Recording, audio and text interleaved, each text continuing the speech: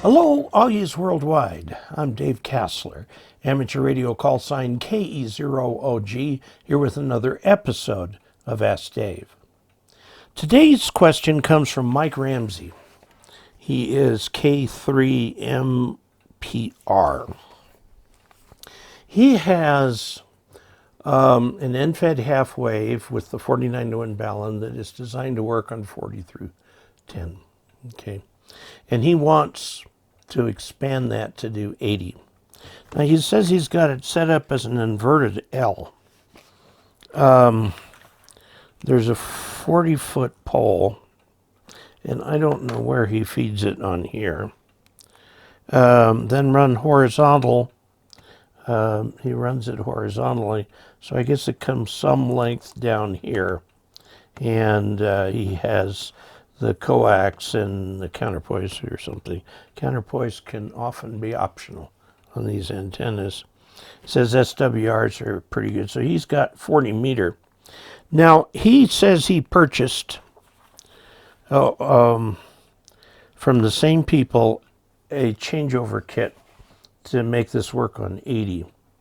Now what that does is it inserts a piece of wire right there. Insert. And he says it's, let's see, he describes it here. The 80 meter band, okay, and 91 inches of wire. 91 inches of wire. So you got 91 inches of wire. It's a lot of wire. And there's a coil in it. There's a coil in it. Okay. Read the instructions very carefully how to insert that here so that you get the coil in the right place and not down at the other end, okay? Do not put it out here at the end. It goes here, right by the Unun. It's UN for unbalanced, to UN for unbalanced. It's unbalanced to unbalanced. It is a core with a big winding on it, 14 turns, and then at two, you can either do this at the 2-turn tap point for 50 ohms, or you can actually just put 2 separate turns on there. That gives you a 7-to-1 turns ratio, and you square that to get 49-to-1 impedance ratio, okay? Which puts the impedance up around 2450 ohms. Why not 25 ohms?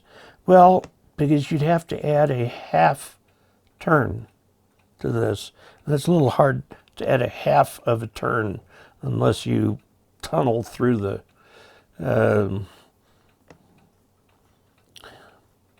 form or something. I don't know. Anyway, you don't do that. Now, he's run into trouble with this.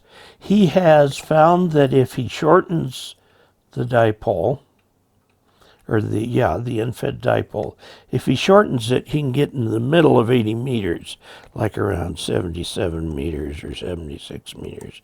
Okay? No. Sorry. No can do.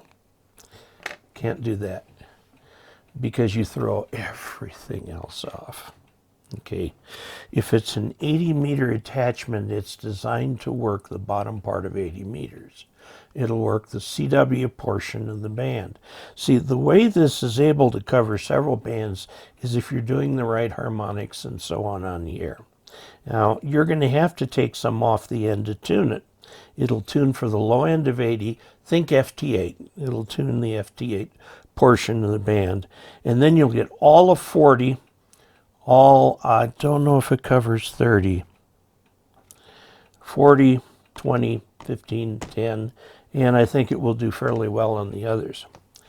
What you do here, remember rule number 1 in antennas, everything affects everything. If you shorten this here so that it's not covering 80 meters, but is rather covering 76 or 75 meters, it just screws it up on all the other bands. Now, in my antennas, which makes a lot of these things, my antennas, they do have a 7510, and it has a small loading coil up in here, okay, which would not be part of your addition, which is down here. That coil comes from the factory right there, okay, and then this will do toward the high end of the band, like about 3.9 to 4.0. Okay, this is the 75 meter phone band. We'll cover that part, and with the tuner a little bit more, but you're still going to have to adjust the length here so that you're resonating in the intended portion of the 80 meter band, which is going to be about 3.5 to 3.6, which will completely cover the CW portion of the band, which gives you all of your digital on that band, and then it will cover all of 40 and all of all the other bands. And it's very important to note that this, look at my review of the EFHW half waves, my antennas, 8010 dipole. I was amazed how well it worked.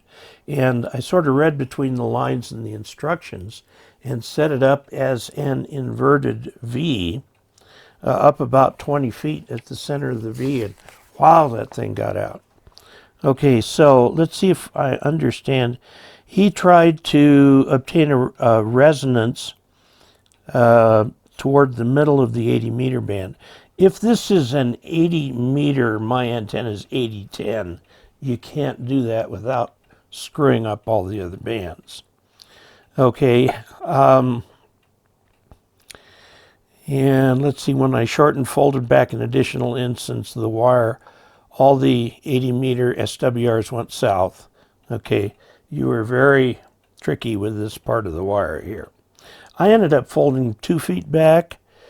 Some people have folded as much as 6 inches back. And remember, the instructions for the kit tell you where to put that little coil in there. It's very important. So am I better off just building a dedicated 80 through 10 EFHW half wave? Well, I mean, you're going to pay for the thing over again. The 49-to-1 balun will work fine in either case, okay? It's just the wire length and where this coil is. If you just remember, first of all, unwrap all of that, put this coil where it's supposed to be, which is only a few feet away from the balun, okay? Make sure the lengths are right according to your kit, okay? And then tune the 80 part using this method for the 80 meter digital band, which is 3.5 to 3.6, okay? And then get that right, and it should fall into place for the other bands. If you want to convert this to a 75 meter band, you need that additional little coil up there. Now, I never played with it, but there are people on the internet who will tell you what that coil is, and we'll talk about the conversion of the 8010 to 7510, and it all comes around making that little coil. The coil's very easy to make. You just have to place it right in there. And then you've got the top part of the band, phone band, and then all your other parts of the band fall in just right. So I commend you for experimenting with it. I think that take what you got, get it to work on 80 rather than 75 meters. Get it on the low part of the band. See if it all falls into place for the rest. If that's the case, look around on the internet for this mod right here. And it will tell you how to make that coil and where to put it. Okay? So, good luck. And I commend you for working and experimenting with antennas. That's how we learn.